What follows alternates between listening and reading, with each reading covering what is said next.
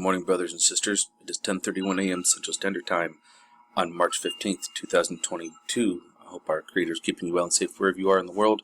We are starting off at spaceweatherlive.com today, and as you can tell, our sun has been pretty busy. We had an M flare yesterday morning, right around 8:40 UTC time. We had a decent little C flare here. But notice how these are short pops, though. This is at 21:10 or 22:10, so about 10:10 last night. Ooh, double digits, 10:10. That's lucky for something. And then we had another M flare at 12:40 UTC time this afternoon, an M132. Now, this one definitely had something with it. See how long the duration is here? So there was some plasma that came off of that, and there was some plasma that came off of this right here. So we are going to have to keep our eyes peeled to see if anything might be coming our way. I have a feeling we're going to get little pops with it, but for the most part, because if you actually look from this point here all the way over to here is where it was still a C, so there is a little bit here. This is where you actually do your measurement, is right here, because here obviously it shot straight up real quick pop. That's just flare activity, but it's the comeback from there to here, so there is going to be some C flare. I mean, there's going to be some plasma in this M flare from here to here, and the same thing with over here. It goes from here to here. You really have to measure the distance in between from when it's classified as a C to not. Because I mean, look at these here. This is a quick pop. See how it just goes up, down, just really quick. Not a lot of plasma here. Not a lot of plasma here. Not a little plasma with this little guy. This one, yeah, there's a little bit. I mean, even with this decent one over here, there's really not a whole lot of plasma. But it's when you get this stretch out like that, that's what gives us our plasma. That's how you can tell there's going to be plasma. So let's go take a peek at which sunspot actually gave us this bugger there, huh?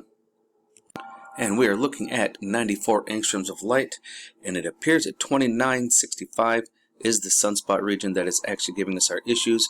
Granted, we did have a pretty large pop explosion over here as it was leaving the limb, but this right here is where we had our one M flare from the 14th, and it looks like this one is the one that's giving it to us right now. This is directly Earth facing. This is looking right at us, but we still need to take a peek and see if we got any plasma with it, or if there's any kind of a solar tsunami with it. Not gonna lie, brothers and sisters, I actually kind of pre-watched this, and look at what I happen to catch in here. That's pretty interesting. But let's actually watch this, shall we?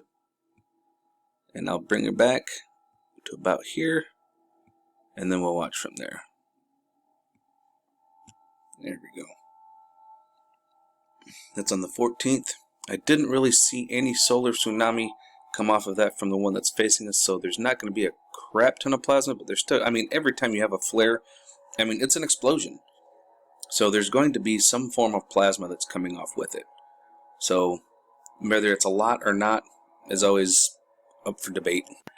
And here we're looking at 335 angstroms of light, and it will actually slow down here for us. I slowed it down just a smidgen so that we can take a good look at our pops. We're going to see one there, and I think we got another one over there, but then this one, yep, we had that explosion there, and then the other one pops right there, and then she should light up real well here. Right, yep, there it was right towards the end. So yeah, this is what we're currently looking at right now. Did you guys see all those little friends shooting up and down on the sun? Yeah, they're everywhere. Now we're jumping over here to Space Weather Prediction Center. We're going to take a look at LASCO C3. We've actually got quite a few anomalies here. Well, here's one, Borg cube bending light. And then he does it again right here. But here's the wicked thing. Do you guys see that yet? Do you see it? It's right there. Look at this. Watch.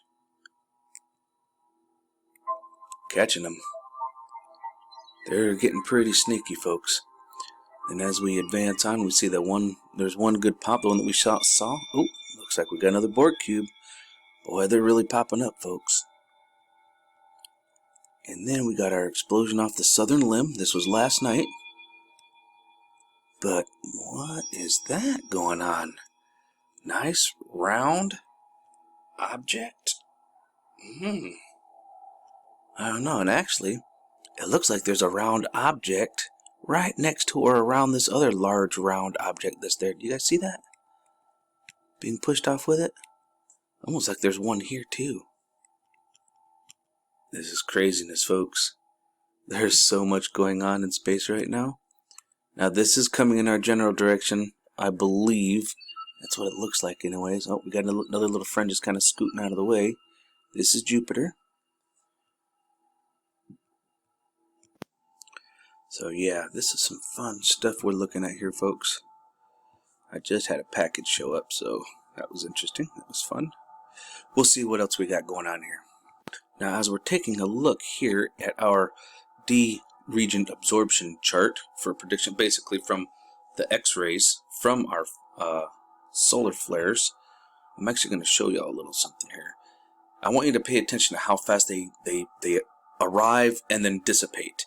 And that's what kind of tells us how much plasma would really be coming out of it. A lot of times. It's pretty accurate. It's not 100%, but you can give you an idea. See how quick that was? It just kind of whoop, boom, and then it's kind of gone. That usually is indicative of not a lot of plasma with it. It's just kind of a quick like flash, like the sun is taking a picture, click.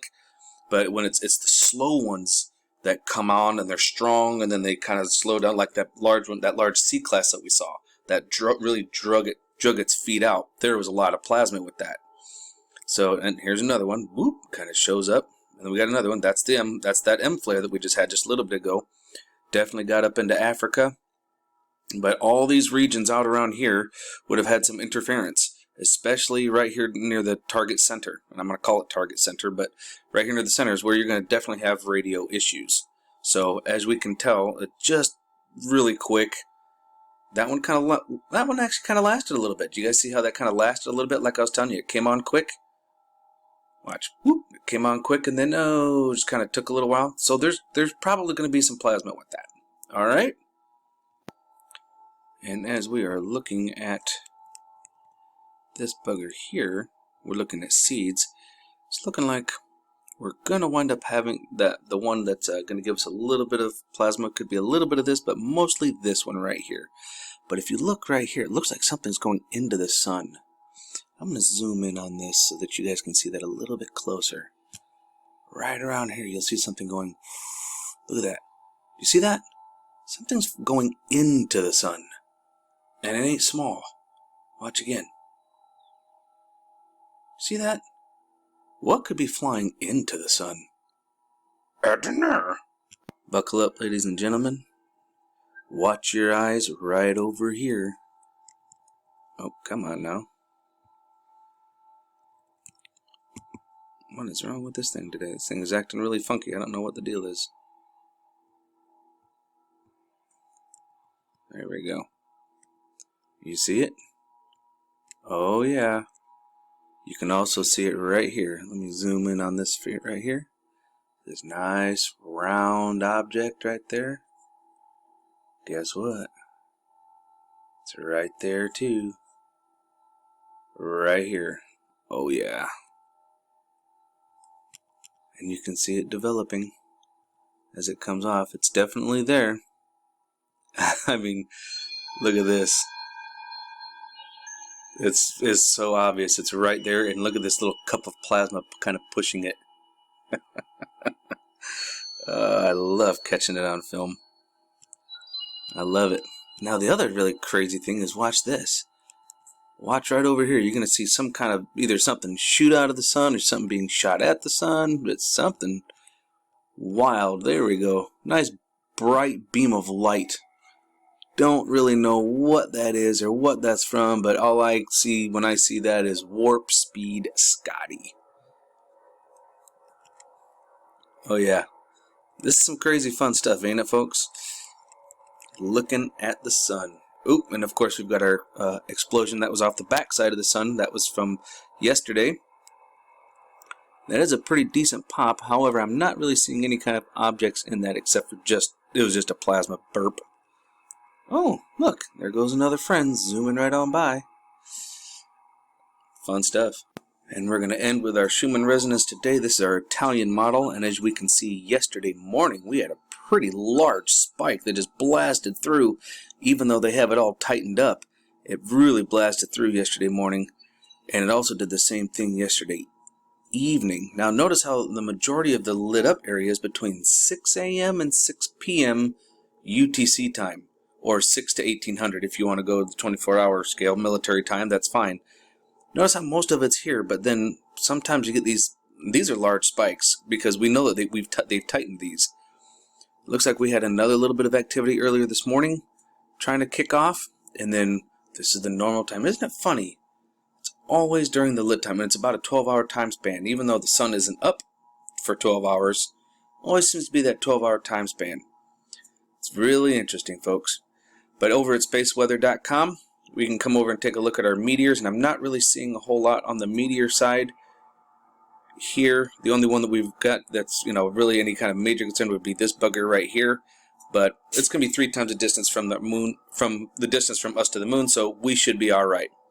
Anyways, folks, remember to keep your eyes open. No fear. Remember that love is the only way forward.